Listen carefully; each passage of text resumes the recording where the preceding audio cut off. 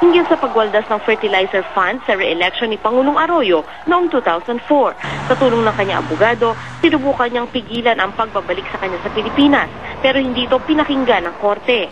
Headline ng mga Filipino newspaper dito ang balita tungkol kay Bolante. Para sa ilang Pinoy, dapat lang napabalikin na sa bansa si Bolante. Dapat siya umuwi kasi kung wala siya talagang kasalanan, hindi harapin niya. Kung meron, dapat managot siya. That's what the law dictates, that he does not have a ground for an asylum. He doesn't have a fear of persecution. And he will be perfectly safe in the Philippines. Meron din namang kilit-balikat lang sa isyong ito. Sinubukan namin kunan ng pahayag ang abogado ni Bolante sa Amerika na si Attorney Judd Asulay, pero hindi raw siya available para ma-interview. Sandra Aguinaldo, Nakatutok, 24 Oras.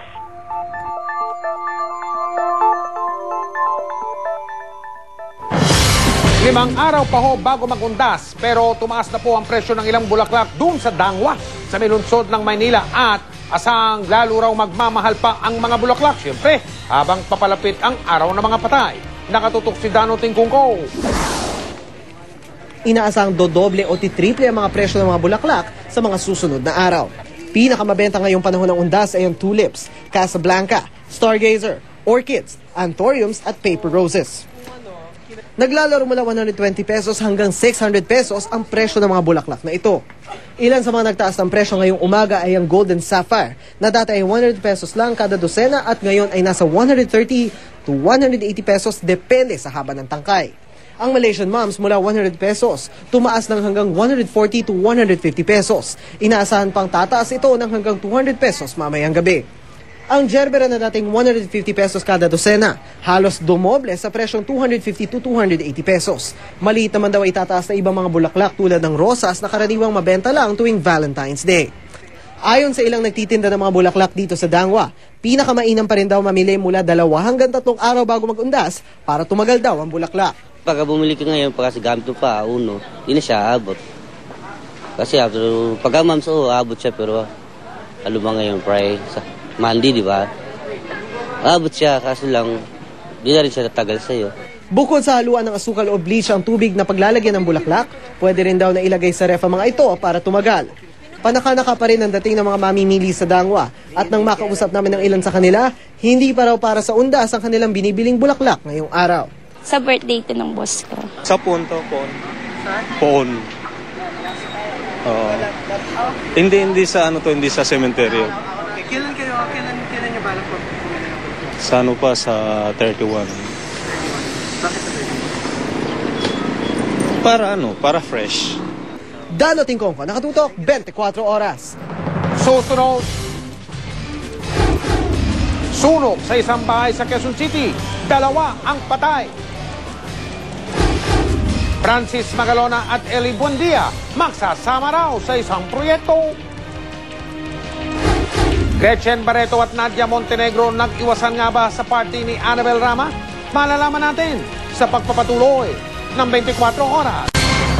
Malapit na po yung tinatawag na Halloween at sa ilang lugar hindi lang mga bata ang kasali sa taunang gawain o aktibidad na yan, kundi pati mga nakatatanda. Nakatutok si James Velasquez. Mukhang excited na ang mga Pilipino para sa Halloween. Sa Pasig City, nag-enjoy ang mga bata sa kanilang taunang trick or treat. Suot ang kanilang mga costume, umikot ang mga bata sa mga bahay upang bumati ng trick or treat kapalit ang mga sari-saring candy at chocolate. May mga batang nagbihis na para mga bruha, si kamatayan, mga zombie. May ilan ding nakatutuang nagbihis prinsesa at bubuyog tulad ng baby na ito upang bigyang kulay ang okasyon. Everybody does this every year. The kids are always looking forward to this event every year. That's why we make an effort to do this for them, actually. Pagkagat naman ng dilim, agaw pansin ang bahay na ito na tila samot-saring maligno ang bantay. Kahit saan ka tumingin, may nakakatakot na mukhang haharap sa'yo. Basically, we just recycled some old stuff that we had, and then we just recycled some things that aren't of any use anymore, like unused boxes, unused plastics. Ang isang ito naman, imbis na dumalaw sa sementeryo, dinala ang sementeryo sa kanyang bahay. Yung mga names po, mga famous scientists, Tapos ito po, nandito po, parang idea lang po namin na parang trip lang po. Sa alabang maging mga nakatatanda, willing-willy rin sa pagrampa sa isang Halloween costume contest. Mismo si kapuso comedian Michael V ang naging hurado sa patimpalak. Sana magkaroon pa ng konting push para kahit papano i-adapt natin itong Halloween trick-or-treating dito sa Pilipinas. At syempre, di pa huhuli ang ating mga alagang aso't pusa.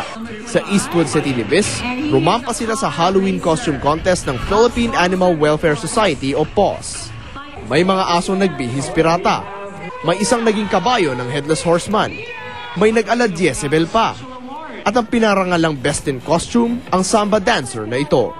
The event really aims to integrate pets as part of the family and to take them with you in most occasions.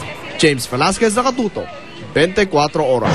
Sumailalim na po sa pagsusuri sa droga at sa pag-iisip o drug test at neuropsychological test ang mga driver ng kumpanyang Joanna Jess Transport. Yun po ang bus na naka-aksidente at nakapatay sa isang doktor sa EDSA kamakailan. Ang mga naturang pagsusuri ay kasama po sa mga kondisyon para payagang makabiyahe uli ang mga bus ng naturang kumpanya. Nakatutok si Steve Dailisan. Nakatambay pa rin ang mga driver ng Joanna Jess sa kanilang garahe sa FTI Taguig. Karamihan nga sa kanila, problemado. Malapit na raw kasi ang pagbubukas ng second semester pero wala pang pangmatrikula ang kanilang mga anak. Sobra-sobra ng pangangailangan namin. Yung mga anak namin nag-aaral. Kailangan namin na ng pera. Kanina sabay-sabay na nagpunta ang may 32 driver sa LTO Taguig para sa drug test. Isa raw kasi ito sa mga requirement ng LTO sa pamunuan ng bus company para makabiyahe ulit. Sa inisyal na resulta ng drug